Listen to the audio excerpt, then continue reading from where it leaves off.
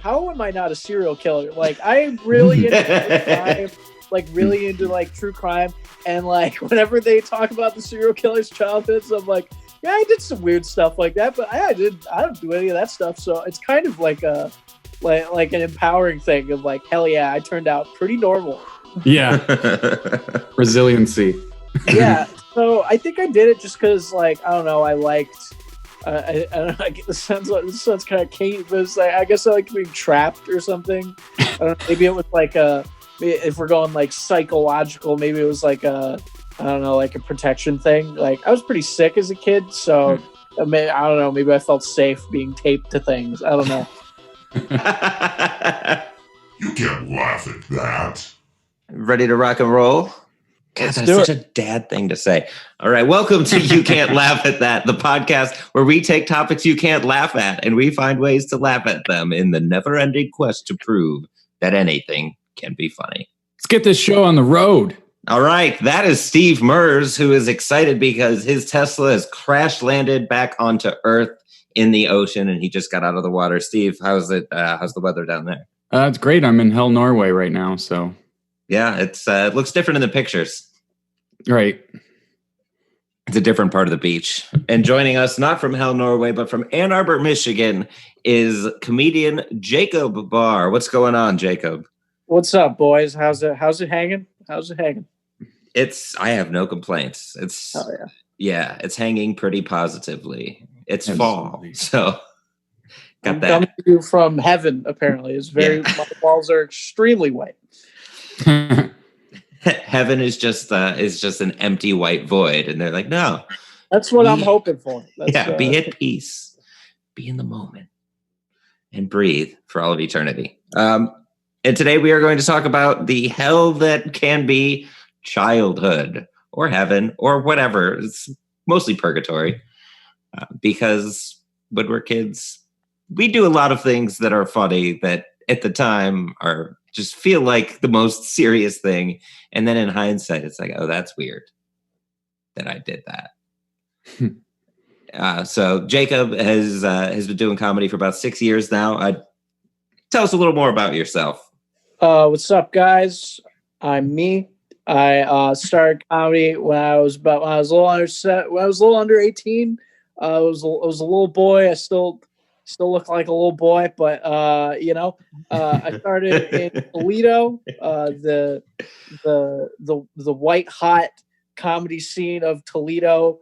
I started there. I moved to Ann Arbor a couple years ago. Just been hanging out, having a great time.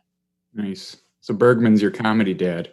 Yeah. No, like whenever I say I'm from Toledo, they're like, "Oh, how's Bergman doing?" I'm like, "He's really good. He's chugging beers on Facebook. That warrior's always kicking." Right. Cool, man. It's the Midwest is just it's a small comedy world. I mean, I would say it's pretty. It's like, I mean, physically it's really wide, and there's like lots of stretches of nothing, but like it's all fairly connected. I feel like Michigan and Ohio are kind of the same in the sense of there's just because like people like move up and down so much. Like when I first started, there's a bunch of I've known like tons of comics who have like moved from Toledo either up into Michigan or down further towards like Cleveland and stuff. It's pretty cool. Yeah. Oh yeah. Yeah, there's a pretty solid pipeline of. I mean, back when things were super open, like I'd meet a bunch of comics from Detroit or Ann Arbor, Blaine and Brett and I mean you obviously because that's why we're doing this podcast. Yeah. Diego, like there's a lot of really good comics. So if you're from a Midwestern city and you don't go out and see comedy that often, what are you doing? Yeah, you're missing about 3,000 new Facebook friends. Yeah. So. If you come to one show, you will get friend requests from potential of how much bullshit you see on Facebook.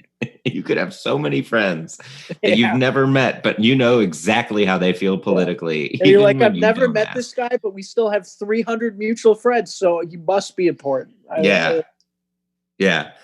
See, you're young. I'm 33. I just turned 33, and yeah. I mean, it's not that old, but just in terms of technology, like when I was, Facebook didn't really become a thing until I was junior or senior in high school. So it was, what's that like growing up with it? Just, I like, other person. I mean, it's just normal, right? Yeah, I got a Facebook when I was in 6th grade, I think. Yeah, so 6th grade, I didn't even, dude, it's all gone, luckily, but there was some really terrifying shit on my Facebook wall at one point. Just like, I used to say I could speak all these languages that I couldn't speak for certain. Like, if you go to my profile right now, there's still stuff that I haven't removed. It says like 20 languages, and I do Taekwondo. I've never done Taekwondo a day in my life. Just all live. There's a Sun Tzu quote. I'm like, I can't even read. Right? The art of war. That's yeah. What the fuck? I'm a child. The art of nothing. Right. Man, when I was in 6th grade, it was AIM. And my AIM profile, I said I was training to become a professional wrestler. Hell yeah. No, yeah. I wasn't. No. Yeah, I have the same BMI as I did when I was 12. that hits home, man. Oh, speaking of the weird shit we do as kids, I think that's a good enough segue to dive into the bit that you sent us. Really funny bit. I'm excited for Steve to see it. I don't know if he's watched it yet, but we'll talk about it. We'll find what's funny and we'll kind of dive into it and see where the conversation takes us. So if you want to introduce the clip, and then Jeremy will play it. Clip, Steve, clip. Oh, do you mean me introduce it? Yeah. Yeah. So this is a joke that I did. I think the first time I did it was probably like the end of January. So I wouldn't. Oh wait, actually, shit. This is the first time I ever did this joke. I don't know why I was recording that night, but we just had like a stupid big audience for our open mic, so I decided to record it. So it turned out pretty cool. It's a joke about my weird childhood. First time. All right, let's do it. I'm gonna just get right into some weird shit. You're laughing pretty hard. I mean, some of you have an idea of what I'm about to talk about, and you're gonna be fucking wrong. So, all right, let's get into it. Anybody here got kinks? Hell yeah, one woman. That's what's up. I don't have any weird kinks, but I have a lot of memories from when I was a kid that should have turned into kinks. You know what I mean? Here's where I'm gonna lose you. When I was a kid, I used to love like a little kid. So before sex stuff got into it, when I was a little kid, I used to love being tied up and left places. I know that sounds a little child abusey, but it's all my idea. Trust me, I had to write it down. One time when I was a little kid, my sister tied me up in the basement and left me there for an hour and a half. It was the most fun ever. I don't know why. I haven't figured it out why I thought it was fun, but I would do it once a week. I'd just be asking my parents to do it, and they thought it was weird, but they did it because they loved me. So they do whatever I want. The only thing was I could never tell anybody about it at school. That was hard to convince your teacher. Be like, yeah, me and my dad bond all the time. He'll be watching Fox Sports, and I'll be taped to the side of the couch. That's how we're doing it. It got a little weird. Besides, from what I was doing, it got weirder. You know, my dad, I'd get so pumped about it. I'd get so excited when my dad would come home from the hardware store. I'd be like, Dad, you get the heavy duty duct tape? We used Scotch tape last time. I broke right free. It's not. Can't have that happen again. He got mad at me one time too. He's like, son, fucking, just tie yourself up. I'm like, one, are you looking at me? I tell that ain't, you know, that's more fucked up than me liking to get tied up. It's you making your disabled son tie himself up.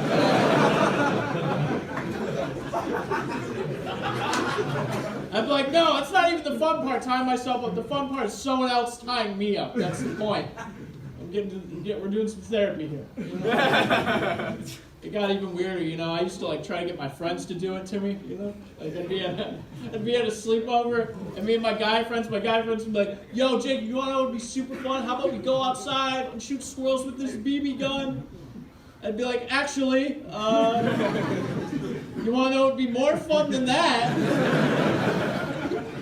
How about you tie me up and shoot me with a BB gun?"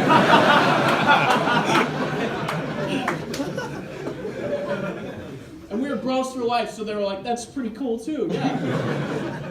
Like, "Do you want us to put like a sock in your mouth?" And I'm like, "Wow, that's next level. Do that, yeah." Yeah, can you use the one on your foot? You're sweaty, let's go there. It's so funny, man. Very true. Very true story. Hey, Great. we do weird shit when we're kids. I get it. I've had I can think back to where I'm like, when you're a kid, sometimes danger is fun. Yeah. It's like I get it. Especially if you're from like a suburb and like you haven't lived any real danger.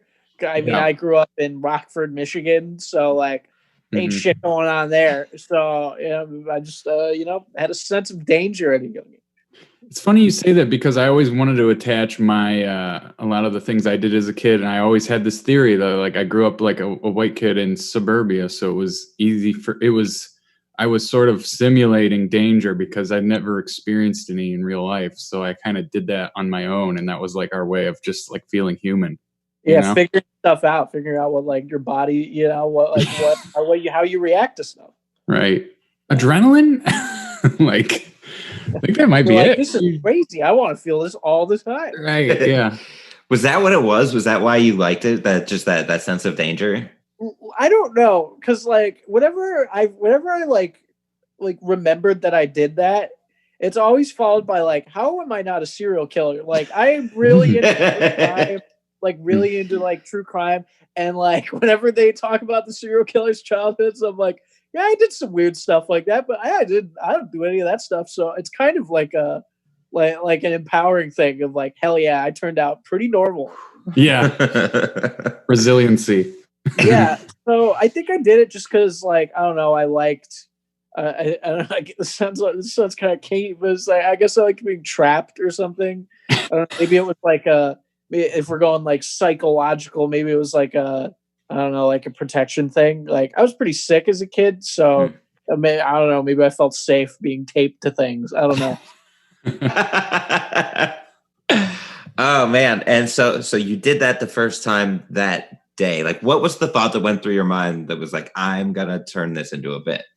Because most of my best jokes, I think, are based off like my stories. Because I think that's you sound the most authentic.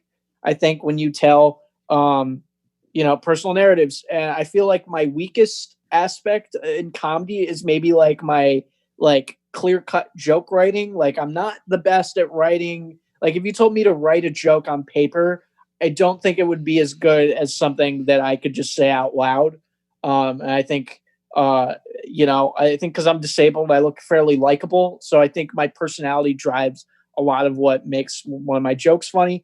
And when I combine that with narrative, I think that's like where it works. So I try to, look, I used to write a lot of journals when I was a kid. So I have plenty of like cringy just material I can read over and be like, this hurts, or oh wait, maybe this joke here, or God no, if I say this on stage, I'll kill myself. Like I don't know. So I just found that one day in a notebook. I just it's not like it was a repressed memory, but it didn't register as weird to me as a kid. My parents thought it was weird, and people I told it to thought it was weird, but to me myself, it didn't register as weird. So it took me a while to like be like, oh, I can make a joke out of this. But once I did, I was like, this. I feel there might be something here. Yeah. Yeah. Like you say, you didn't feel it was weird. It's like, oh yeah, you guys do it too, right?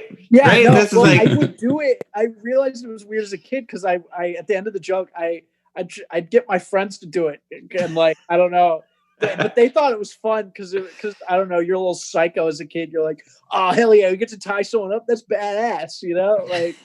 We don't get to do that ever. Yeah, I was drawn to the Psychos as a kid too. Yeah, so they thought it was funny, and I thought it was funny, but for, I guess, completely different reasons. So when you wrote the bit, did you did you just write down beats and then flesh it out while you're on stage, or do you rehearse it? Like, take us through your process. So I started with just the story. I was like, okay, the tape thing, that's weird. And I tried to get as much, like, I tried to mine as much real detail as possible that would be funny before I had to, like, embellish or, like, make it more presentable. So, like, I took the story, I was like, okay, I liked getting tied up, that was weird. What are funny parts about that besides, like, what it is? I was like, okay, my parents' reaction to it was weird. They thought it was weird. They would tell me, yeah, like, don't tell people at school that you're doing this because it sounds really weird out of context. Yeah. And I remembered them actually telling me that, and I was like, okay, this is a good foundation because I think I have a hard time with writing jokes. I think most people do, is like the big ending. You know, it's like when to stop rambling. And I thought of the ending of me remembering that I did it to my other friends. I was like, okay, that's creepy enough that I can end with that. And once I had the ending, the rest of it just kind of flowed out as I wrote it. Because, you know, I feel a lot more in control when I know where it's going. And I can change that whenever, but, like, feeling like there's an ending is like helps this, like, my writing process. That's such a good tip. Like, for anybody who's struggling to figure out how to write a bit, so, like, sometimes starting from the end and then working backwards. Like, if you, because you can't start from the biggest, like, most out there part of the joke, or in this case, the beat, because you build it really well. So it starts with your sister doing it, and that's like a normal thing. And then your parents doing it, and it's like, all right, they agreed to do that. That's kind of weird. Yeah, and now your friends are doing it. Well, I got that idea from Mike Czar, another, well, now he lives in New York, but he used to live in Toledo. Mike Czar taught me that because he has a joke about air balloons. And I was like, oh, how'd you figure out that joke? And he's like, I just thought of the funny noise that happened like when you use an air balloon. I was like, that's funny. I'll just put that at the end and then just think of something to build up to it. Right. You can't start with the air balloon noise and then have jokes after that. Like, that has to. You're like, that's the climax. Like, whatever you think is the most funny in the idea, put that at the end. Mm-hmm. Wow. Or if you're cocky, put it at the beginning, and I can go fuck myself. Or so people are like, no, bro, I put the funniest part in the beginning, and then I put another funniest part at the end. Every single tag is funnier than the one before. Yeah, bro, it's like an ABC, dude. And Z is the best. I only do A's, man. I don't know what you're talking about. Tag. It's only punches. I only do S's. Oh man, so the escalation on that joke is great. Well, first I kind of want to address how you opened the bit. You know, you did a really good job of, I don't know who came up for you, you know, what their style was, but you reset the room really well at the beginning of that joke. Hey, and that's I have cheat codes. It's pretty easy for me. Like, I look so different than most comedians. I have a very easy time with, like, a lot of things maybe other comics would struggle with. Because, like, I mean, shit, like, if you're at an open mic in a city, it's probably going to be like 15 white dudes and just all look the same. So it becomes probably harder to differentiate for crowds, at least, you know, if it's a long show. But I'm lucky. I look really weird. So when I go up there, people are naturally going to be like, whoa, what's this fucking guy? And then I can kind of play with that. And my, like, result of that is I like being really fucking mean to crowds. And that's great. Like, really mean. Like I and I don't know why, but, like, no matter how mean I get, they just still like me. And I don't know why. Like, I've called, like, people ugly, like, specific people in the crowd. Like, I pointed at them and, like, you're really fucking ugly. And people have been like, laughing. I forget how you introduce it, but when you tell them, like, you address the elephant in the room without explicitly addressing the elephant in the room, saying whatever you expect, you're gonna be fucking wrong. Like that's yeah. Because I don't think a lot of people say. I think jokes from personal experience. Because I'm always worried about saying something that someone else has said. Yeah. So I think like that's why personal jokes are way better for me, at least, because I'm like, well, this is my life. I know this is my life. I don't have to really worry. Maybe there's some other weirdo out there who's also doing a joke like that, but I know that came from my head and not something I accidentally like absorbed through the internet or whatever. Right. Mm-hmm. Right. And you set an expectation too. You set a tone. And people want to hear, your story, like, because they're sitting there, they're like, oh, he's probably going to talk about the thing. Like, and then, and then you subvert that a little bit, but you don't directly address it. Just you're going to be fucking wrong. Like says everything. It says so much in one short little sentence. Well, I appreciate, it's weird. I haven't done that part. I've taken that part out at points.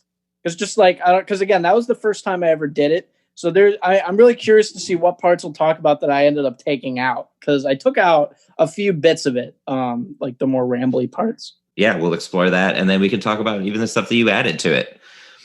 Here's where I'm going to lose you. Again, you kind of set an expectation. So, you're not blindsiding them with the weird stuff. So they're kind of like mentally, subconsciously looking forward to something a little bit outside the box. They're bracing for it. They don't know what for, but they're like, all right, what the hell is you about to say?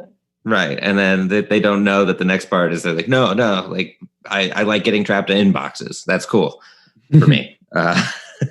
So just the visual of you saying, I like getting tied up in left places. Because everybody's picturing it, and I think that draws out a huge laugh. Just you're it's very self-aware. Visual. It's a weird visual because I think like it's not just that I like getting tied up. It's like I like being left there. Like that's a key part of the recipe here. It is. Can't forget. It's not just a tying thing; it's an abandonment thing. Yeah. There's plenty of people like getting tied up. Yeah, but not many people like being tied up for long amounts of time in the dark. Right. Yeah. Right. Those people are bad magicians. So, all right, your parents, your sister doing it, like I said, that makes sense. The sibling thing. How did that? I mean, I know you obviously cut some stuff for the joke, but like, kind of guide us through if you could remember, like when you started doing it as a kid. She was 12 years older than me. So she immediately thought it was very strange because like I was like 6 and she was like 18, and she was like, all right, and I was just like taped to this wall, and then she was like, okay, what now? And I was like, oh, well, now's the best part is you just leave from here. And he did. So I was like, all right, and I was there. Yeah, it was for like 45 minutes. I did not care. Like, I wasn't the one that tapped out. My parents came home and they're like, what the fuck is this? And I was like, no, it's cool. I this is my idea, bro. Like, no, don't sweat it. And it's good that you left out her age too. There are some details that are important to the joke, or might even ruin it.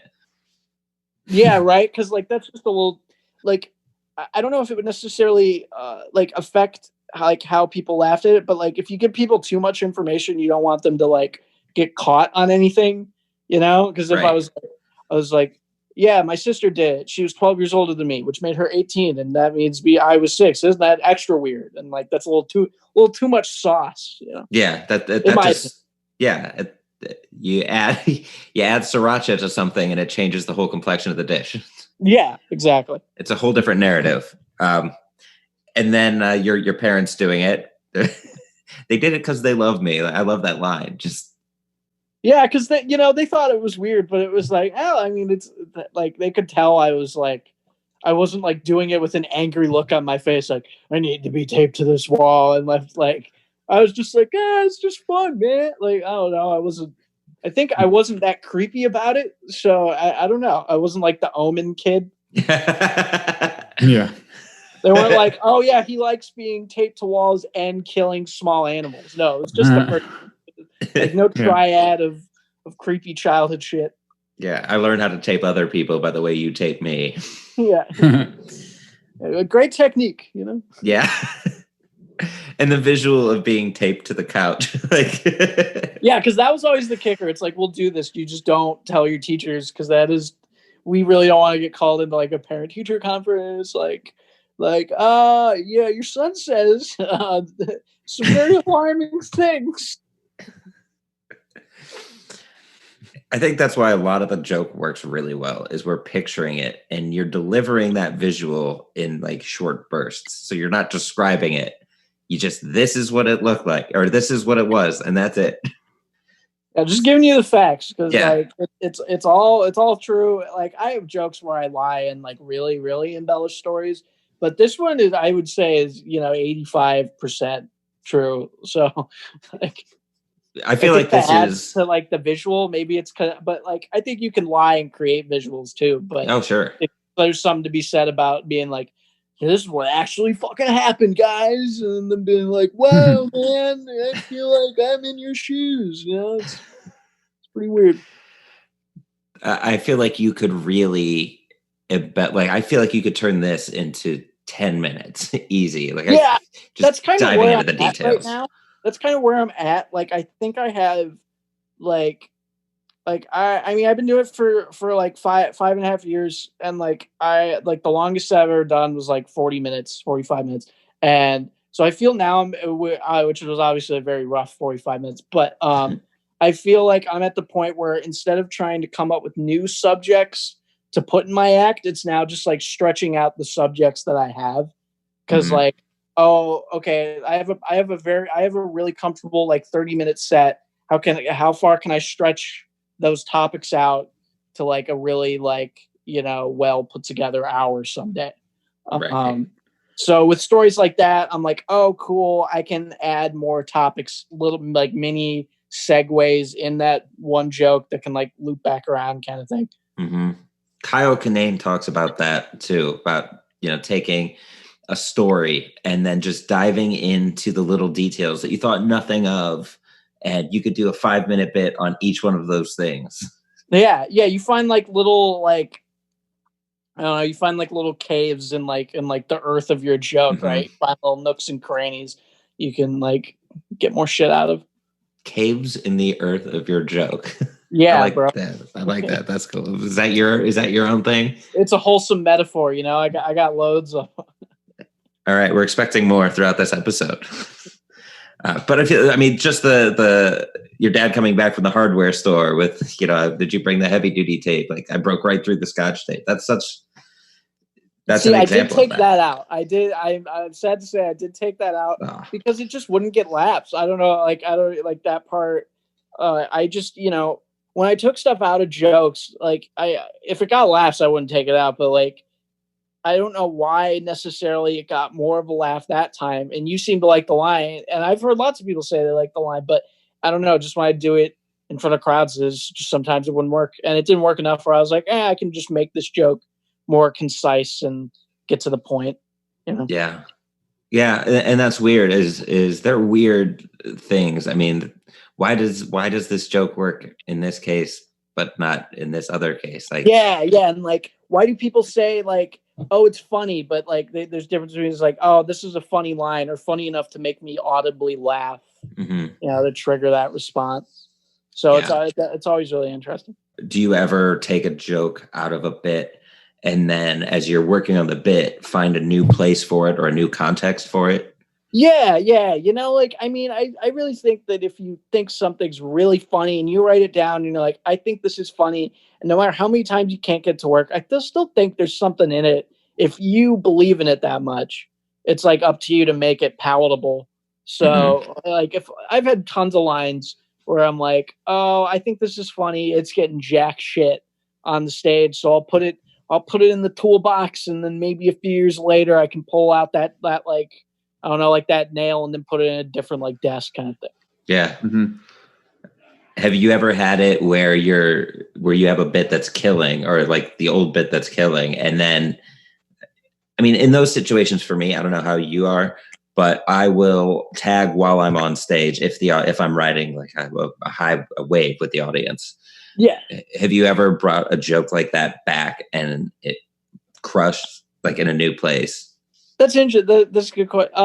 Yeah, probably. Yeah.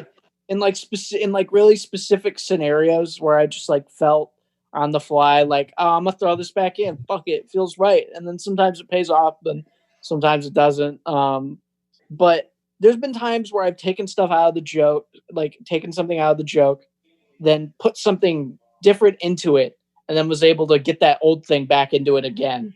Like, oh, like if it's an ABC, I think of like an A1 or 2 before the B, and I can like plug it in, kind of thing. But that's really rare. That hasn't happened a ton because I give up on a lot of stuff quick. Like if it's not working, I'll shelve it. I shelve a lot of stuff and that I should probably go back to, but sometimes it's just not as fun versus like writing something new. That's why you shelve it, though. If it, instead of throwing it away, some people just ditch it. Well, I mean, unless you remember it, obviously it's shelved then forever. But it's like I always save stuff.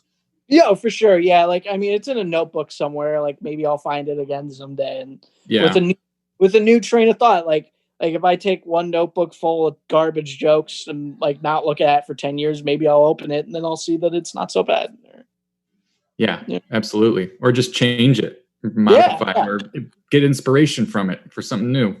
Yeah, or talk about it with someone else. I was pretty hesitant when I started to like, because it's sometimes it's hard to tell jokes to like your friends or even your comic friends because it's like it's putting yourself out there. You don't want to seem like a dumbass or but I've kind of gotten over that kind of insecurity thing, and I've gotten a lot out of like communicating my jokes with other comics and seeing what they think and like contributing to other people's ideas and kind of like mind mapping. Yeah. Mm-hmm. That's the value of working together. Like you have one perspective, and to bounce your idea off of somebody else who's looking at it now from a totally different angle can introduce more perspectives for you. It can only help. Yeah. Like I've gotten some of my favorite tags from like just talking with someone else or someone giving me the idea, and you're part of you's like, oh damn, why didn't I think of that? Mm-hmm. But then it's like, oh well, they helped you. It's like you're allowed to collaborate on things. Right. I'm definitely open to taking tags or that people give me. Fuck it. Yeah. Yeah. Sometimes those tags lead me to other jokes, and it's so fun when that happens. It's like yeah. Where you're like, oh, they open up new doors. They new ideas. One thing I've noticed is when you when you want to connect two jokes together, they're completely unrelated. You can come up with a great new joke that mashes up the two topics, and it's the perfect segue. I've had that happen a few times, and it's actually pretty nice. Yeah. Good technique. It's all about maxing out the dopamine and being like, I have an idea that helps these two other ideas. Mm-hmm. Yeah, it feels great. You feel like you're actually writing. Mm-hmm. Yeah. Yeah, you can write 3 jokes by just writing one joke in some cases. I cheated. Yeah. Right. Sometimes all it takes is that one connecting idea. Like I have trouble sometimes connecting bit to bit. The jokes could even be bad. You're like, but I'm just like, I wrote this. Even if it's bad, I did this. I completed this. So then you take it on stage and you're like, never mind. Everyone hates it. Yeah. I connected it in my brain. Still haven't figured out how to connect it to yours. Right. Yeah. It's so easy in this to be like, oh, I wrote this good joke, and you feel so good about it for so long. And then you do it and it sucks and all that confidence is just gone. You're like, all right, I'll fucking back to the drawing board. Yeah. Right. Speaking of good jokes, the part where your dad tells you to tie yourself up. See, that part I'm most proud of because like the that part you almost always gets a big laugh. But since that was like the first time I said it, it felt I think it felt more improvised, which I think because that's the best that joke's done. Mm-hmm. I think I got lucky and got my best clip of that joke. And just the saying like that's more fucked up, me fumbling over that part because I didn't really know what to say there. So I got really lucky and improvised the right part, and I added that to the joke, and that was really sick. Yeah. Do you ever find that when you improvise something on stage and it does really well, and then you go and you sit down and you work with it, that it just comes out as like inauthentic? Yeah, no doubt. Yeah. Oh, every single thing I write, I feel that way about. Like, because I think naturally you add little things on stage. You may not be improvising tags, but you're improvising like cadence and like flow of speech and like phonetics. So whenever you try to like put those authentic things down on paper, it's gonna naturally be inauthentic because you said it off the cuff, and now it's no longer, now it's on paper, it's not off the cuff. And yeah, I struggle with that all the time. Like especially trying to remember things. I think that's why it's so important to have like audio and visual, is because like that part in that joke that we're talking about, if I didn't have any audio clip of that, I wouldn't, it'd be much harder to remember how I said it. And putting that on paper isn't easy to be like, oh yeah, like if I put a bunch of ahs on my paper, how's that gonna translate? Yeah, waste of space. How do you rectify that? Like, how do you overcome that? Because I mean, obviously it's a good joke, so you want to keep that in. So you got to get through that feeling of doubt and the almost forced.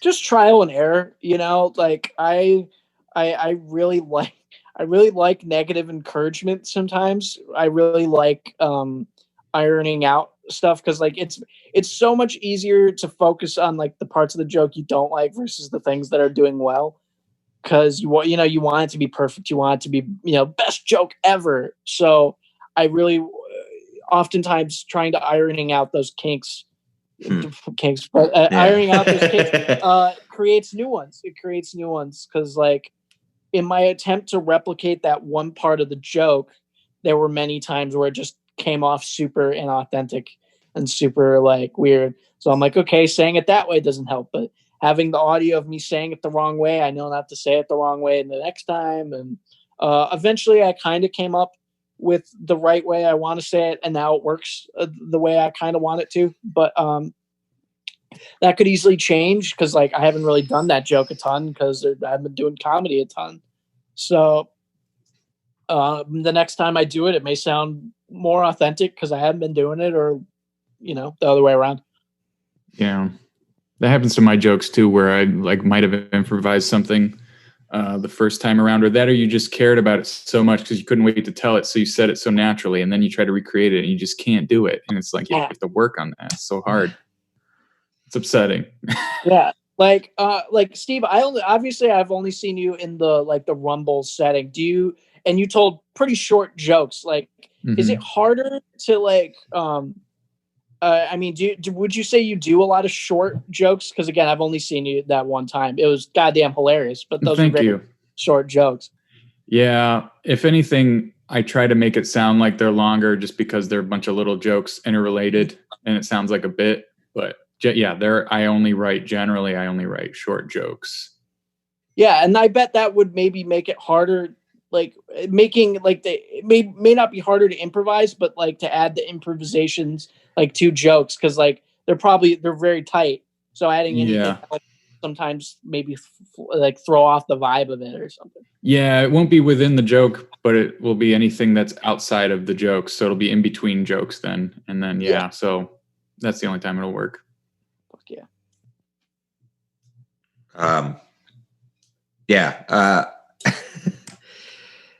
I think what really made this particular clip crush, just from an outsider's perspective, is the authenticity of it, is like being in the moment with it. And you're authentic about sharing this genuine experience that you had and this weird thing that you did as a kid.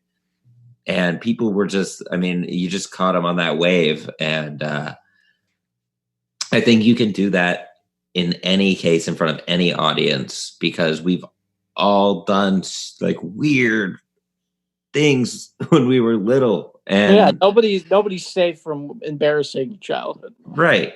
So even though they may not have tied themselves up or had other people tie them up, something like that. I also ate dirt, but like the stuff like that. Everybody's got that stuff, and I think that really resonates with a lot of people. And I'm a pretty open book, I like to say. I'm like, I don't really have a problem with sharing anything on stage, and I oftentimes like making myself say more uncomfortable things just to see maybe not what I can get away with, but what I can get people to like connect with me for.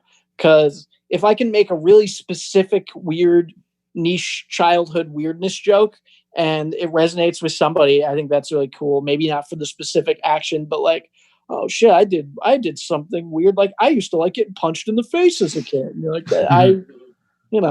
Everybody has, a wealth of experiences to draw from. Now, for me, I'm with you on that. Like, there's nothing in my life that is off limits other than telling people about those murders. Like, that's it. But other than that, I mean, everything is fair game. And that's, that is why I think a lot of people like to go to comedy shows is hear stories. Like, I think it's really easy to be pretentious as shit with your comedy. Like with anybody, like, it's like, I try not to say more of my opinions on things versus I try to tell more about my experiences with things and like with myself versus like, cause I'm young, maybe because you guys are a bit older. Maybe you probably have some more well-developed opinions on things. So maybe you feel more comfortable saying those things on stage, but since I'm so young, it's like, I don't really have anything that important to say about any real outside topic that isn't about myself. So most of my jokes rely on just my experiences. Yeah. Since I'm disabled, I wouldn't talk about the disability system and and like all this shit, but I can talk about my experiences with it, and that's all that's relevant. Yeah. Anything else is inauthentic. Yeah. What are some of the weirder things that you did as a kid? I mean, we have this one, but are there any other topics that you've explored? Yeah. I mean, like, trying to think. I was sick a lot as a kid. I mentioned earlier, so like, my body's pretty gross and stuff. So I've kind of like talked about a lot of stuff about that, trying to like, because like I have a lot of like weird birth defects and stuff. So I have jokes about like those like different birth defects, and some of them are pretty weird and kind of gross. So being able to talk about those things was kind of important. And my experiences with that as a kid were just like, I did lots of weird stuff. You want to fit in as a kid. So you want to fit in and you want other people to understand you as a kid. And a lot of the time that's pretty impossible. So you do weird stuff to try to get attention. So I was really loud. I was probably very obnoxious. And but trying to think of like specific. Do you mean more specific? Not necessarily. I mean, you made a good point. You were trying to connect with other kids, but as kids, empathy isn't our strong suit. Yeah. When you're little, kids are the worst. I was a piece of shit when I was a kid, but And I'm not trying to paint a picture of like, oh, woe is me. I was bullied. I wasn't bullied. If anything, I was a bully sometimes because like to get a reaction out of people, I was very small. So I was a dick to people. So the times I was bullied, I like to think I deserved it. Yeah. That's what I always tell people. Because like you want to get a rise out of people. And my train of thought was if I don't talk shit, people are going to talk shit to me because I'm like small and disabled and stuff. So I don't know. I made sure to have a really loud mouth sometimes. It hurt me a lot. Yeah. I kind of got that out of the whole bit too. Just like, well, if you're going to pick on me, then I'm going to pick on myself. And that's it's not as fun. Translated to on stage because like I get such a kick out of being an asshole and kind of being the one like in control, I guess. Like being able to control how other people view you is a pretty unique circumstance that comics are in. Because like if you say the right thing in the right way, you can make people think anything. Like I've said, I've gone on stage and been like, I've been stabbed, even though I've never been stabbed. I have a scar. I have a joke. So I have a joke about getting into a fight with one of my roommates, and I have a scar on my chest that looks like a stab wound. So to like ramp up the joke, I'd just say that I got stabbed, and then people would be like, "Yeah, whatever, bro," and then I'd show them the scar. And then everyone would be like, "Holy shit, this guy got stabbed!" And you're like, "Wow, I'm a big time bullshitter." It's great. Well played. Yeah, you got to lean into that. Have fun with it. Exactly. That's for 'Cause, sure. like, it can be fake. Who cares? Like, obviously, being authentic is important. That's kind of what we've been talking about. But being inauthentic skillfully is also just as cool. Yeah, be authentic about your inauthenticity. Yeah, yeah. Mhm. That is a skill that a comic has. Like, I mean, I have a bit, and we may play it later, but I have a bit where my last name's Horning, and like that. That's just one example of things that I got picked on for as a kid. I was a weird kid too. Like I would, like I was saying earlier, like I would pretend like WWF style wrestle myself like at recess sometimes to try to get other people to like do moves, to me. Cause like, I love like getting like the Stone Cold Stunner. Like I loved selling it. Like I always loved watching The Rock get put in the stunner and then he would fly backwards. Bro, went to my school. That sounds like you sound like you were just a good time. Dude, it was fun. I enjoyed it, but it opened the door for like some of the shittier people in my grade to pick on me. And the last name thing was just, I just leaned into it. I hated it for so long, and I would cry and like, why are they making fun of me for I can't help my name. And then one day I was like, yeah, I am horny. You're like all the time. Like, yeah. And before I knew it, like I stopped getting picked on, or they would try to do something else. I was like, oh, I can, if I lean into it every time, it's not fun for them, and they'll go find somebody else. For sure. Yeah. Take away the target, none to hit. Like, fucking fuck it. Yeah, for sure. Because kids have no empathy. And then I started, like, when I was like 14, when you're a kid, you take things you don't understand and you make fun of it in order to make sense of it. One of my favorite stories, we were 14 and a couple friends of mine and I called a gay bar. And my one friend like called me. He was like, "You guys ready to suck some dick?" And we thought it was the funniest thing. And then 2 years later, he came out, and we were like, "Oh, we're like, it was an authentic inquiry." Yeah, dude, prank calls were the best. The best thing. It's like I think there's something really funny about like surprise. Like I think it's why people like the Eric Andre show, like the surprise, like the guerrilla warfare that you can do with comedy sometimes. Like one of my favorite things I did as a teenager is just driving around, just screaming shit at people on the street. Cause it's like, okay, maybe that's specific, but like if you're walking down the street and just you hear just some random car drive by and like, hey, go fuck yourself. And you're like, who was that? You'll never know. You'll never know who that is. And there's something purely funny about that because it's kind of innocent.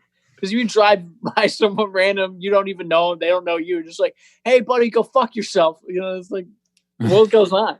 It's highbrow. Oh my God.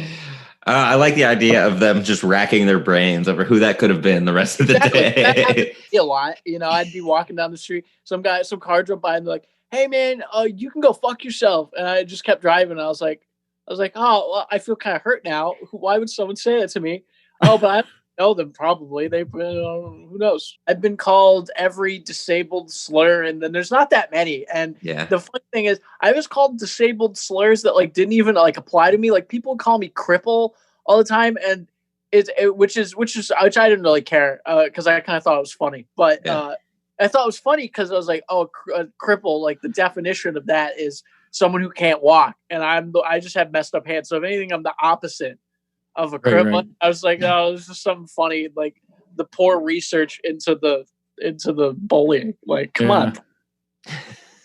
Exactly. Just look up the definition of the word. Be like, bitch, I could have been a pro sprinter. It's like I got both legs and they work sometimes. Yeah. What about you, Steve?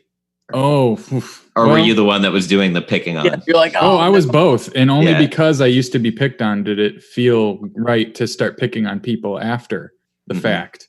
But I only did it because of people's racial identities and stuff. But no, I'm just kidding. I was waiting for you guys to laugh, but I was like, I don't think he means that. I've met him once. He doesn't seem like that guy. No. But the thing was, I was like a super I had behavioral issues, like serious ones where they had to take me to the school psychologist, just make sure I wasn't not like autistic, but just They wanted to make sure I wasn't dumb, first of all. Disturbed. Yeah, or like whatever, just anything. But no, I don't know. I had ADD. They found out, and they were like, "Well, he's not stupid. He's cognitively he's fine, but he's just an asshole." It's like, and I couldn't read in the first grade, but by the third grade, I had an 8th grade reading level. So that was like, I just had a really weird like nice. curve. Yeah. Like I had a really bad learning curve. So for 2 years, people thought I was really dumb. And then I just like, my grandma got me a bunch of books over the summer and I read them all. And then then it changed. A little catch up, yeah. Right. But I did get picked on a lot just for being a weird kid in general. I had a lot of behavioral issues. Poke kids in the eye for no reason. I remember the kid's name, Eric Urban. I still remember these things, but of course, you never forget shit like that. It's just the things. I did. You know what's funny is I did pick on kids here and there. There was this one kid. I didn't know what being gay was at the time, but someone told me to call him a faggot, and I did. And I was like, I didn't know what was going on, so they took me to the office to get a pink slip. And this was in summer camp too. It was like an after-school daycare type summer campy kind of thing. And they just assumed I was like a bigot. But being in 3rd grade, apparently, I don't know what this is. I just said this word. I just saw it. And they're like, "What do you call him?" And I'm like, "A maggot." Like I tried to make it like he heard wrong or something, but like they knew that he was gay because he played with Barbies and hung out with all the girls. And it's like, come on, we know what you said. It's like I didn't realize I couldn't hide from that. You know what I mean? And it's like, I just thought that was weird. But yeah, I definitely got picked on a lot though too. Well, I grew up on Facebook, so if there was any bullying, since I grew up on Facebook, there's shit online. It was pretty gruesome. Like 6th graders cyberbullying each other on Facebook. Dude, oh my God. There was like this one girl who like all the girls in our school were like really mean to. And she like posted something on Facebook, just like having a great day. And a bunch of people commented like, "I hope your day fucking sucks. You're a piece of shit." And I was like, damn. Like, nobody will ever love you. That was the one comment someone posted. They're like, "Nobody will ever love." I was like, God damn. Jeez. It's kind of badass. Brutal. Ooh. I mean, that's a totally different realm of bullying. I mean, that is up there for everyone to see. Well, and Facebook saves a lot of messages. I remember, look, I wasn't a bully like a lot, but like I was a dick to some people. And I found like an old message I sent to like a friend on Facebook in like the 5th grade. And it's just this mean ass message. And I like brought it up like 10 years later, like, "Hey man, I'm sorry I said this when we were in 6th grade, but here it is. Here's exactly what I said on the screen right here." Jesus. Preserved. For all of history until the satellites are wiped out and then it'll be gone forever. That's weird to think about. But a question that I get all the time, because I present to like HR groups about using humor in the workplace. And a question that I get a lot is, how do I know what is funny? Like, I'm not funny. I want to learn how to be funny. And one of my first answers I give them is draw on your childhood experiences. Just that mentality of being like new to the world and exploring and figuring things out and falling short. Because I mean, that's where comedy comes up, is like in our imperfections. And as a kid, we're learning things for the first time, and we do so many weird things. And I think this next bit that I want to play kind of demonstrates that, like the toys that we play with as kids. I mean, you can mine so much material from anything that you did as a kid, like the toys you played with, the people that you picked on, the times that you got picked on, like your experiences with your parents, getting taped to couches and things like that, the normal stuff. So Nate Bargatze has a bit on childhood toys. This is an older clip of him, and it's so funny. It's from Broadway Comedy Club, I think, from 2010, and it's a bit on if our childhood, like we had our childhood toys as adults. So we'll talk about it after Nate. Take it away, Nate. When you're a baby and you're born, they give you a baby doll. So they give you a baby when you're a baby. They're like, "Look, I would probably start figuring this out. This is where it's going." And then they give you Barbie and Ken, so you have to deal with all that drama that they have. Then women would play house. They would just play house. They would fake vacuum. When I see my wife vacuum now, I'm like, she is living her childhood dream. She has made it. Hey, I can't compete. Because as a guy, we didn't have any of that. We played Fort. We had to keep everybody out of where we are. And the only toys we had were Transformers and Ninja Turtles. Those are not even real things. None of them had wives. They weren't married. I never played with my Ninja Turtles, and I had them going to fight Shredder. And then Michelangelo was like, hey, can y'all give me 2 seconds? I don't know, my wife just showed up. I don't know how she found us, but she looks furious about something. I don't know, dude. I don't know. And then she comes over and she's like, what are y'all doing? Who's this April chick? It's like, listen, she's a reporter. How about you not read into stuff, all right? How about you not check my Facebook? Is that possible? I got in trouble because for my wife's birthday, I bought her an oven for her birthday. Yeah. Listen, here's why. Because like the vacuum, her other favorite toy as a kid was the Easy Bake Oven. So I was like, all right, I'll get her a legitimate big girl oven. An adult oven, like that's not impressive. If she bought me a truck and it turned into a live robot, I would freak out and be like, this is the greatest gift I have ever had in my life. This is the best. Have you seen that bit before?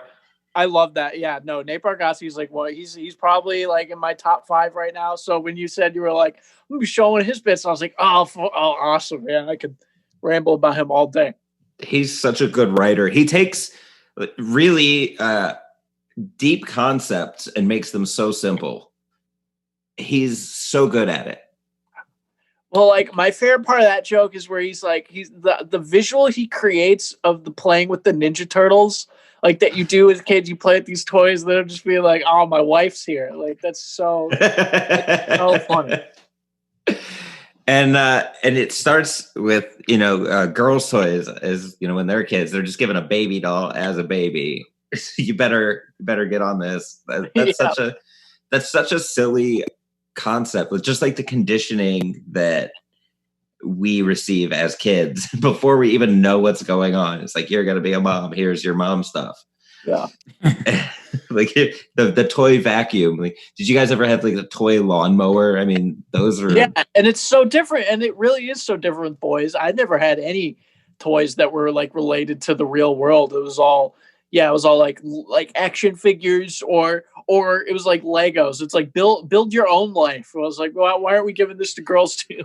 Yeah, right. If you think about it, he was playing with a lot of playful sexism. It was obviously like he wasn't serious, but it was like, It's funny because when you think about it, I'm not saying that we're oppressed like as men, but it is interesting how, a lot of us do play with trucks, and it's like, what's fun about hauling stuff across the country? Yeah, who cares? It's so grunty, and so we're all kind of. It's just we're being ingrained to accept labor. You know what I mean? Well, yeah, we're socialized like the smallest thing, because as kids you begin like being imprinted on at like age like 2, the second you can touch things you're being imprinted on, and like that kind of really starts with like toys and like your entertainment of like it helps build values of like what are you into, like, oh, you're into Easy Bake Oven, but like for guys it's like, yeah, you like the army, you playing with army men, right. You're going to be socialized into like, oh, you're going to want to do this. You're going to want to serve our country, right? You playing with these little green men. Now you want to go serve our country, right? Come on. Like, yeah. I loved semi trucks and trains. Mm-hmm. And all I was doing was priming myself for industry to make some other asshole rich. Yeah. You know what I mean? I love trains. Thomas the Tank Engine. Yeah. That was my homie. I was obsessed with how semis could like dock into a loading dock, and like that seems so dumb and arbitrary now as an adult, but as a kid I was like, this is cool. zoomed in on it. You're like, this is the thing. This is the thing. Yeah, it's really that was a weird obsession I had as a kid. How like a semi could dock into a dock and it'd be nice and flush. You could walk in and walk out, and now I'm like looking back, like I was just being brainwashed. Yeah. It's the little things that blew our minds as kids that, right. If only we had a little bit more appreciation for the little things now. Maybe not like, like that car, just like, how did it do that? The horn, it's amazing. Legos. That's like, when am I get to die? That would be great now. Like, right. Yeah, I loved Legos and Connects too. Building things. Yeah. I built like baseball stadiums out of blocks. And then I'd get those little like 25-cent little mini helmets, and I'd just like play full on games in my room. But then I got action figures, and that changed everything. Right. I love Star Wars action figures. They're still like at my parents' place in a closet somewhere. Yeah, I threw away most of the the toys I had as a child, except for like Legos, because I was like, oh, it's a pretty timeless thing. Mm-hmm. It's like, give that to kids, and like even now it's this is cool stuff. It's like that's not some like things you liked as kids. It's like it doesn't require as much imagination. Like I'm 23. I'm not going to be playing with like GI Joes, but like the imagination capacity is still there, where I could look at a box of Legos and be like, I could build something cool. Like you can still do that, but the dimensions of your imagination are a lot like different. Yeah. Yeah. I went through my parents' basement a couple months ago, and I found a bunch of my old action figures. My dad was like, throw these out. And I was like, I'm not ready. Yeah. These were like, why not? Yeah. It's cool. It's like, I think we're trained as adults that when we get older, we're supposed to get rid of all the things we liked as kids, but like you're allowed to still like things in like some sort of capacity. Like there's no law. Like obviously, you shouldn't be like, sorry, boss, can't come into work. I'm busy with my GI Joe collection. But like, you're allowed to like things. Like, I don't know. I think it's kind of wrong that we're trained as adults to not enjoy similar things we liked as kids. Mm-hmm. Right. What is it? A kid laughs like 400 times a day or something, like a little kid. Yeah. But, why are we allowed to do Yeah. I've laughed 400 times today, but that's why my girlfriend left for work early. So there are two little kids that live right outside of my house. They live in the house right next to it. Let me rephrase they that. Live out there. They just live out there. And sometimes when I'm feeling stressed out, I'll just, because my office is in the back of my house, and their house is maybe 20 feet away from within reaching distance. Yeah, pretty much. And I'll hear the one kid out there just like making explosion sounds and running around with his toy guns. Which again, imprinting, but it's just the commitment to just being in the moment and like letting himself go. And then the little brother's like 4 years old, and I went out there the other day to turn off the hose, and he was out there, and he was like, I'm going camping with Wyan and Peter, and Grandma's not going. And he's like just naming all these people like I know them. And it's like, man, I wish I had that, like, just youthful exuberance sometimes. We can learn from kids, Yeah, sure. But you can't do the same thing that kids do. You can't just walk up to somebody and be like, I'm going camping. Be like, okay, don't talk to me. Like, who are you? Yeah. Kids are weird. Like they'll talk to you.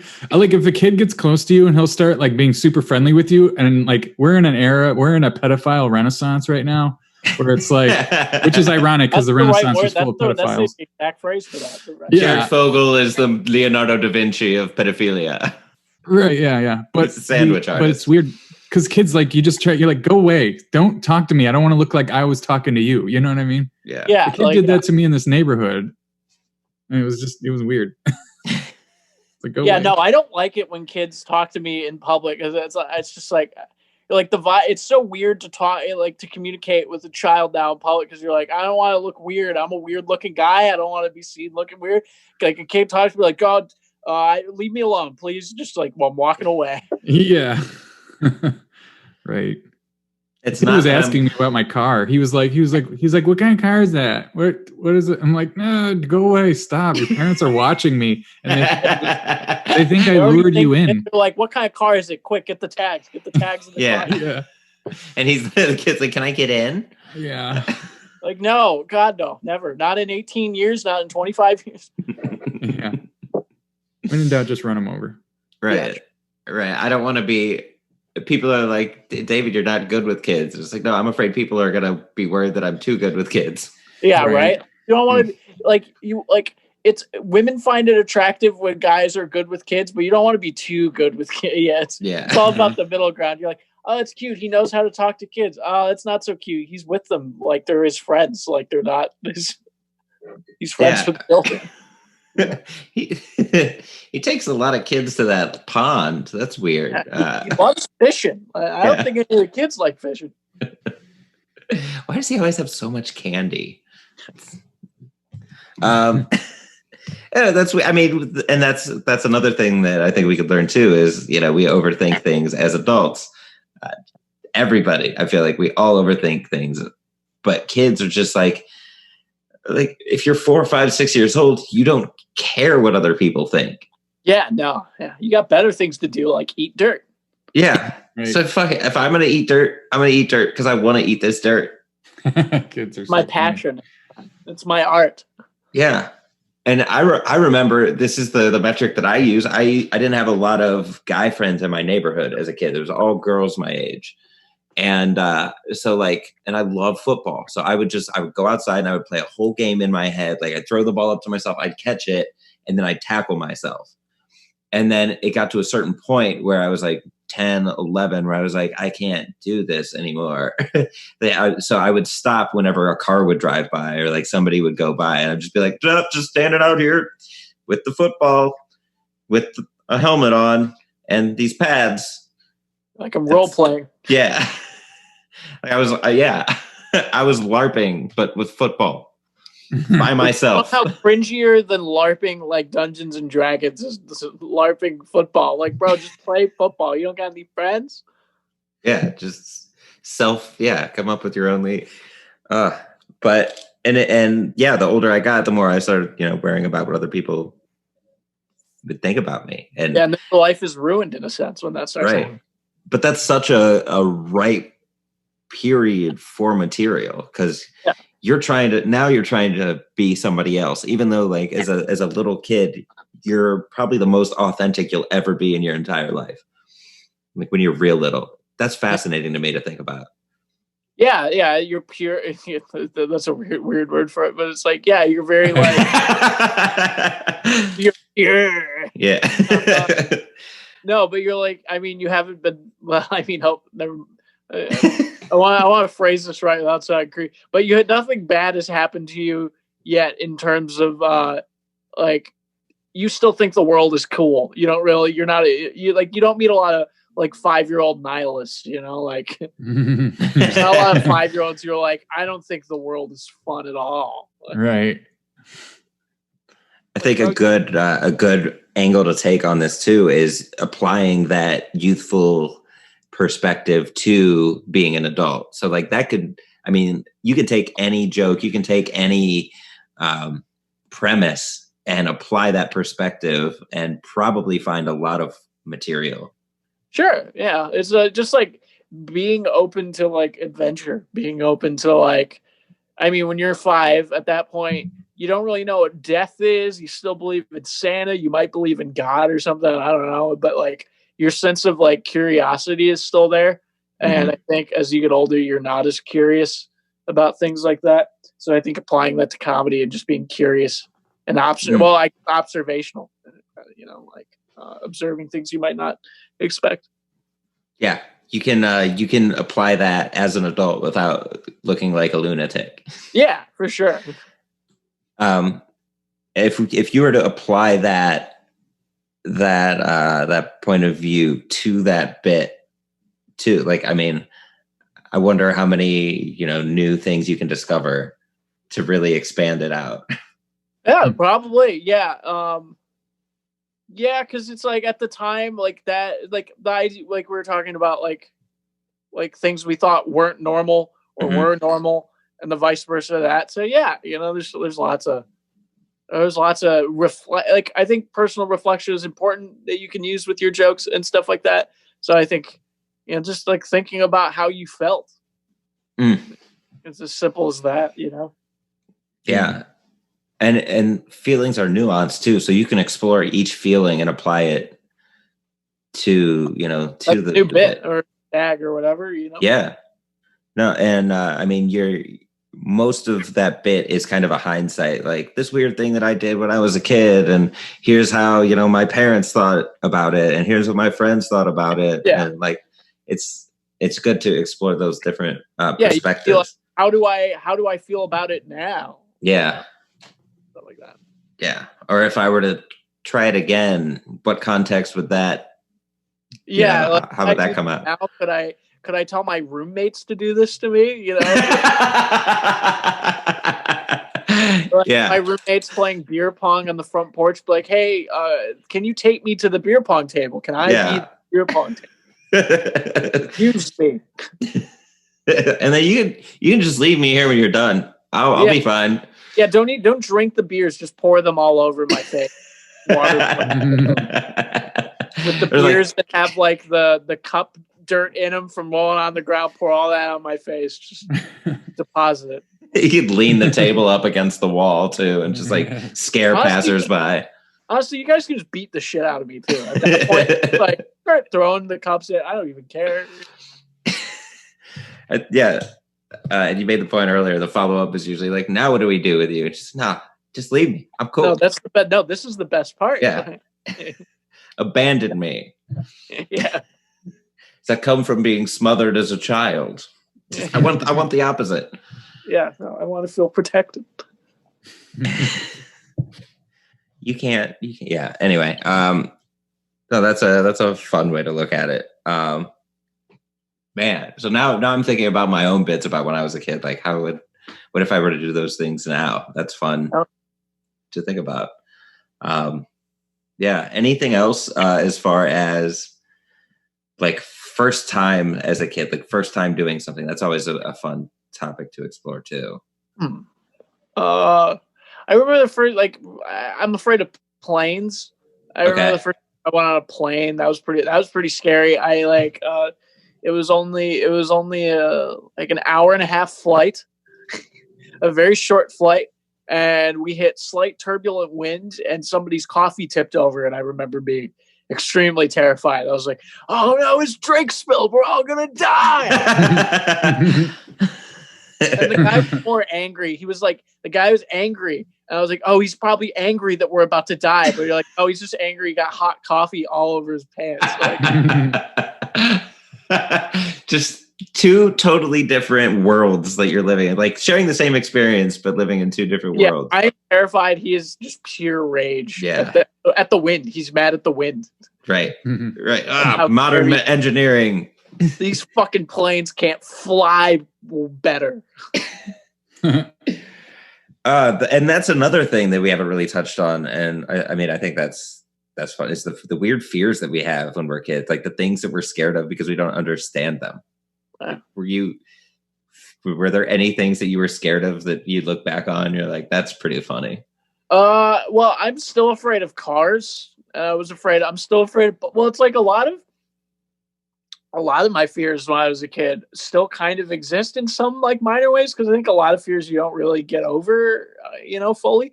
Like I was always afraid of machines and like robots, and I'm still weirdly afraid of robots.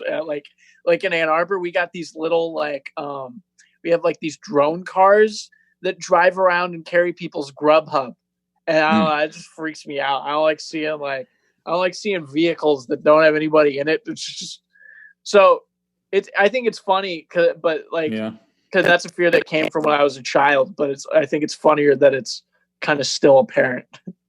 I love the idea of exploring strong emotions and like what's weird here, and if you can, I mean, there's a lot that we felt as kids. I mean, during one day, it could just be like, this is the best day ever. And then some stupid thing happens and it's like, I'm going to run away. Like everything is the end of the world to a kid because their world is, very small. So when something goes wrong, it's like, yeah, it's over. It's all over. The world is on fire when in fact you just stubbed your toe or something. Right. Well, that's that doesn't stop when you stop being a kid either. No, exactly. Yeah, it becomes more real and sad. Right. Scroll through Twitter. There are still people that are grown adults who are like, "This is the end." You're like, I don't know. One of my classmates from high school is a millionaire, and I have nothing. Same thing. That's the kid with all the cool toys. Now we got to go over to his house. Exactly right. He's got the pool, and now he's got a house with a pool. Yeah, that house is his now. You don't have to call and ask his mom if you can play. Yeah, we steal from his house now. Yeah.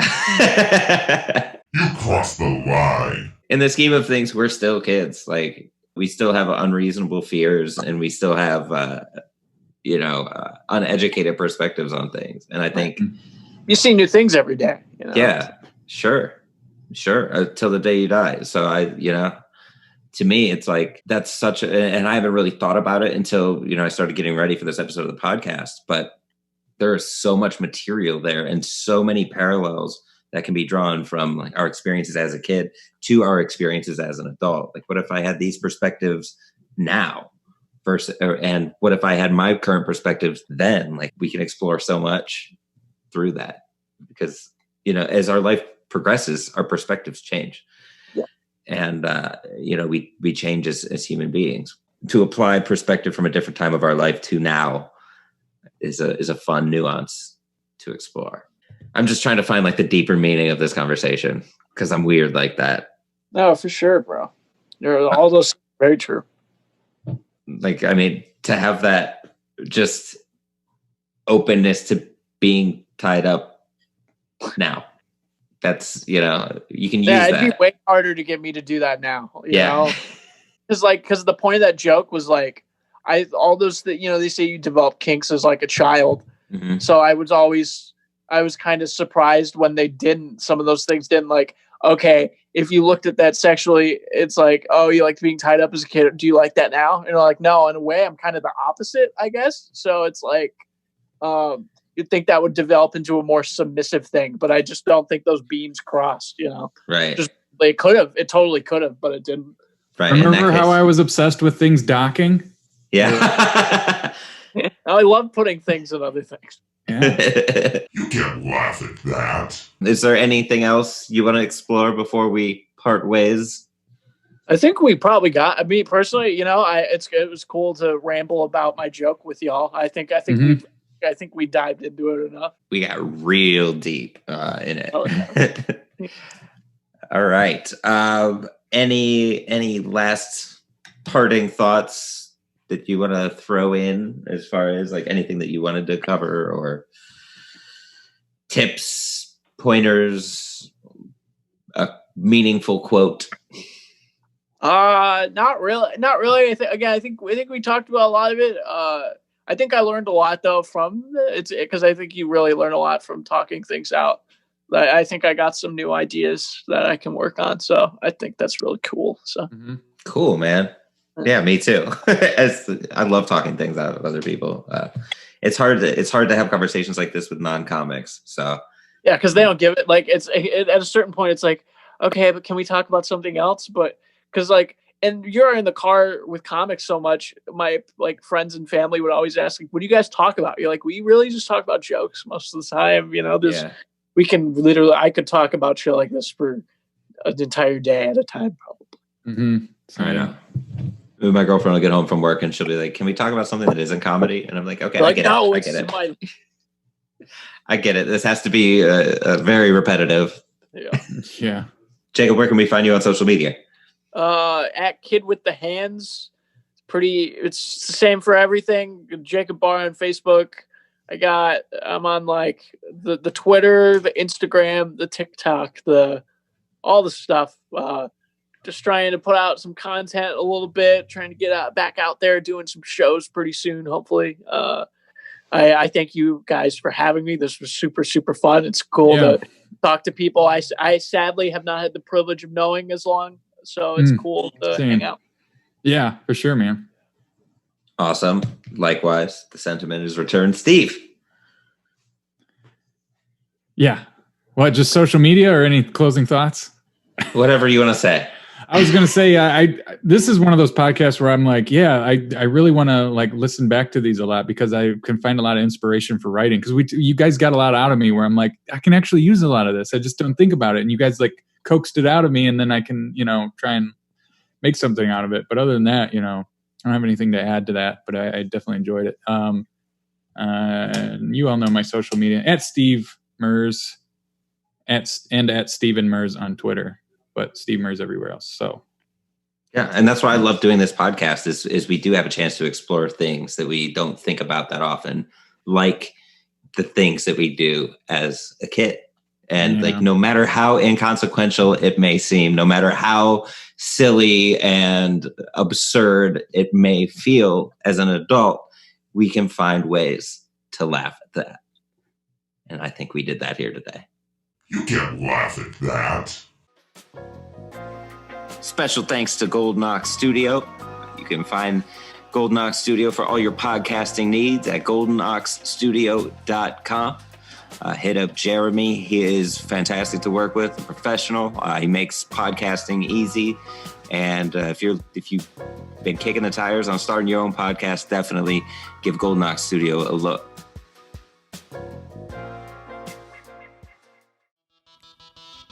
If you'd like to weigh in on today's topic, follow us on Twitter at YouCan'tLaughPod, or like us on Facebook at You Can't Laugh at That, and tell us how you did laugh at today's topic or how you didn't.